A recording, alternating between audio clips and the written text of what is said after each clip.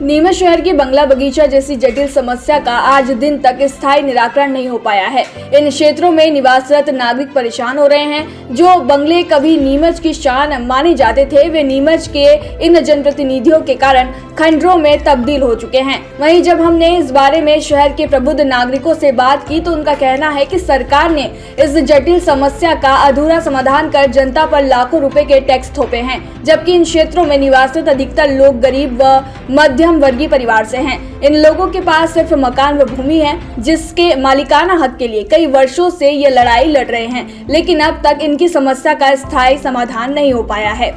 वहीं कांग्रेस पदाधिकारियों ने कहा कि भाजपा व सूबे के मुखिया शिवराज सिंह चौहान ने व्यवस्थापन के लिए जो नियम बनाए हैं वह क्षेत्रवासियों के लिए सिरदर्द बने हुए हैं। सरकार को नियमों में बदलाव कर जनता को राहत देनी चाहिए। क्षेत्र के नागरिक सालों से समस्या का 100% समाधान चाहते हैं। सीएम का अधूरा समाधान नासुर बनकर सामने आया है। नगरपालिका में काबिज भाजपा के बोर्ड ने शहर की भोली भाली जनता को वोट के लिए इस्तेमाल किया और चुनाव निपटते ही अपना वादा भूल गए। बंगला बगीचा क्षेत्र में निवासित लोगों का दर्द सरकार के भ्रष्ट अधिकारी कर्मचारियों की वजह से समस्या सुलझने की बजाय और उलझ गई है। क्षेत्र की राजनीतिक पार्टियां भी इसी समस्या के समाधान की बात को लेकर जनता को हमेशा से ठगती आई है। नगरीय निकाय चुनाव में एक बार फिर जनता को भरोसा दिलाकर वोट बटोरे गए हैं। इस समस्या का जन्म 1980 के दशक में हुआ था। नगरपालिका व शासन की आपसी लड़ाई में हमेशा से नुकसान जनता का हुआ है। नगरपालिका बंगला बगीचा क्षेत्रों में निवासित लोगों से कई सालों से टैक्स लेती आ रही है, लेकिन भूमि पर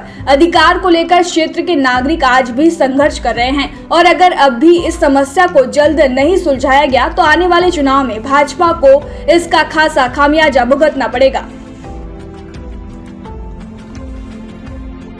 पिछले 16 सालों से भारतीय जनता पार्टी की सरकार है, लेकिन भारतीय जनता पार्टी के जितने भी नेता चुनाव के वक्त आते हैं और चुनावी वादे करके बंगला बगीचे की लॉलीपॉप देके चले जाते हैं, लेकिन आज तक के इस समस्या का कोई समाधान नहीं हो चुका।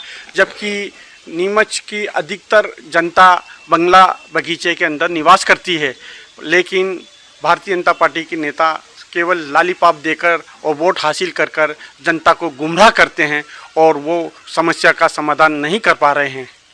पिछले कमलनाथ जी के समय पर कमलनाथ जी ने इस समस्या के लिए समाधान करने की कोशिश करी थी, लेकिन उनके पास में समय नहीं रहा और सरकार गिर गई।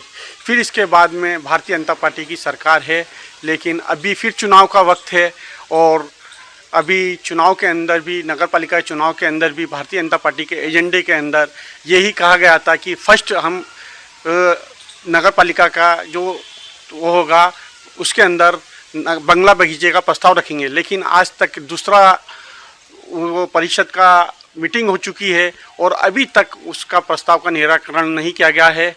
और भारतीय जनता पार्टी ने विस्थापन का भी करा था, लेकिन वो विस्थापन के अंदर भी कोई भी उनके कार्यालय के अंदर अभी तक के कोई ऐसे आवेदन नहीं आए जिससे कि ये समस्या का समाधान हो सके।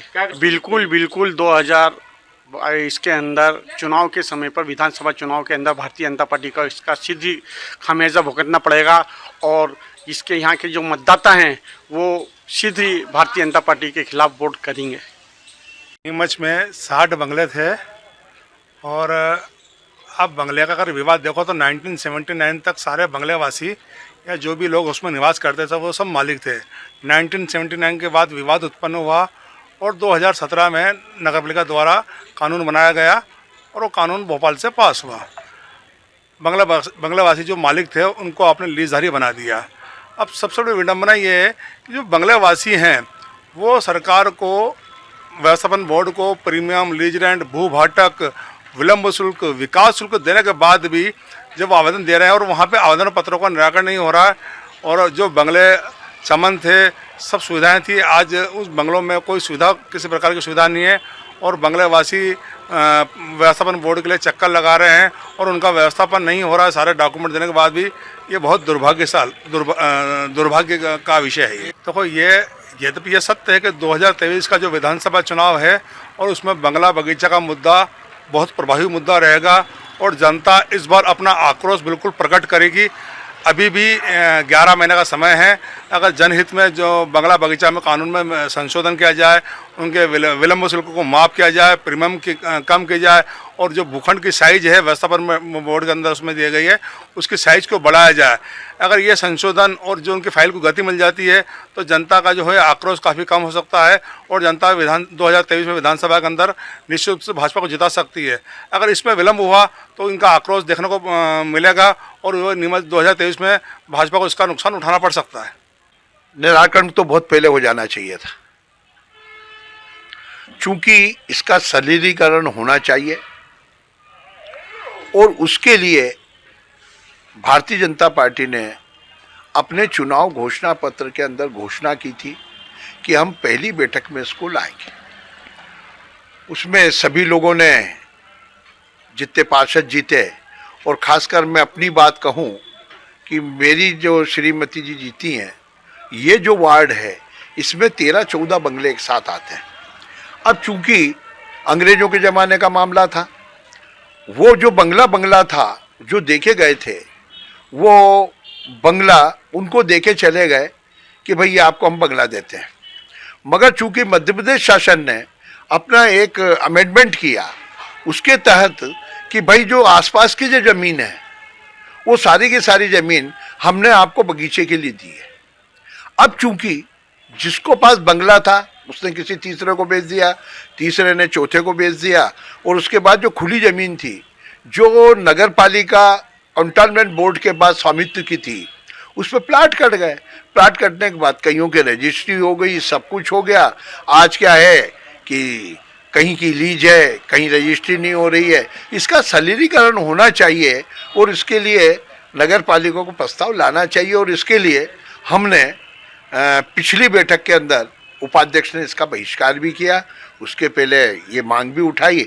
अब मैं इस माध्यम से, क्योंकि मैं एक पार्टी का कार्यकर्ता भी हूँ और लंबे समय से कार्य करता हूँ, कम से कम कि आज अगर परिषद भारतीय जनता पार्टी की बैठी है और नगर पालिका उपाध्यक्षा अगर इस बात को लेकर चल रही है कि हमने वार्ड वासियों से लेकर के नीमच शहर की जनता से वादा किया बंगला बगीचे की समस्या का निदान हो, उसका सरलीकरण हो, तो एक ऐसा प्रस्ताव मध्य प्रदेश शासन को जाना चाहिए। इसके लिए हम प्रयासरत हैं। नहीं, मैं वहाँ तक तो नहीं जाता कि भारतीय जनता पार्टी तो खैर एक देश की और विश्व की सबसे बड़ी पार्टी हुआ करती है और है, मगर भारतीय जनता पार्टी मामला दूसरा है, बंगला बगीचा मामला दूसरा है, चूंकि वो वादा हुआ है।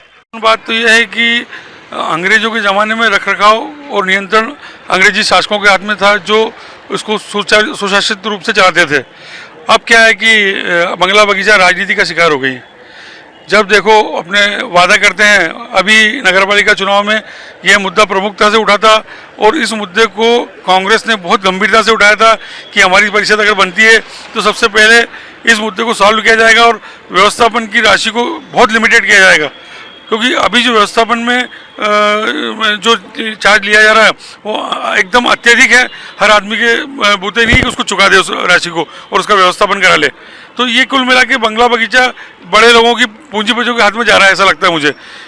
मीडियम क्लास आदमी को तो मजबूरन अपना बंगला देना पड़ेगा, भैया ये मेरा प्लाट है, ले लो तुम। माननीय नगरपालिका अध्यक्षा को चाहिए कि वो जिस हिसाब से चुनाव में उन्होंने प्रदर्शन किया और जिस परिवार से वो आती है, रेपुटेड परिवार से, तो इस मुद्दे को बहुत त्वरित से हल करे और जनता का विश्वास अर्जित करे और बंगला बगीचा वालों को एक आत्मिक सुकून का एहसास हो कि वाकई में जो नगरपालिका आई है तो अच्छी काम कर रही है। अभी तो ऐसा लगता है कि नगरपालिका में एक आदमी इधर जा रहा है, एक आदमी इधर जा रहा है और हर आदमी, अभी तक प्रोसीडिंग नहीं लिखी गई है, प्रोसीडिंग के बारे में किसी को पता नहीं है। सब कुछ क्या चल रहा है कुछ समझ नहीं आ रहा है। बिल्कुल भुगतना पड़ेगा और जनता अब समझ गई है कि भारतीय जनता पार्टी सिर्फ वादे करती है और बेवकूफ़ बनाती है और कुल मिला के ना सब अपना, जितने सीएम आए नीमच में सब अपना घर भर के चले गए और भ्रष्टाचार चरम पे। अभी इस वक्त कोई सा भी काम कराना हो, हर चीज़ का पैसा लगेगा आपको, चाहे नामांतरण कराना हो, चाहे नक्शा पास कराना हो, चाहे घुमटी रखवाना हो। आजकल तो घुमटियों का शहर हो गया, शहर वैसे भी जिसकी मर्जी आज इधर घुमटी रख दो और अपना किराया चालू। तो मतलब नगर कलेक्टर को भी इस बारे में ध्यान देना चाहिए कि शहर को घुमटीकरण नहीं होगा पूरे शहर का, जैसा लगता है कि घुमटियों के शहर में आ गए ऊपर। नीमच से मुश्ताक अली शाह की रिपोर्ट।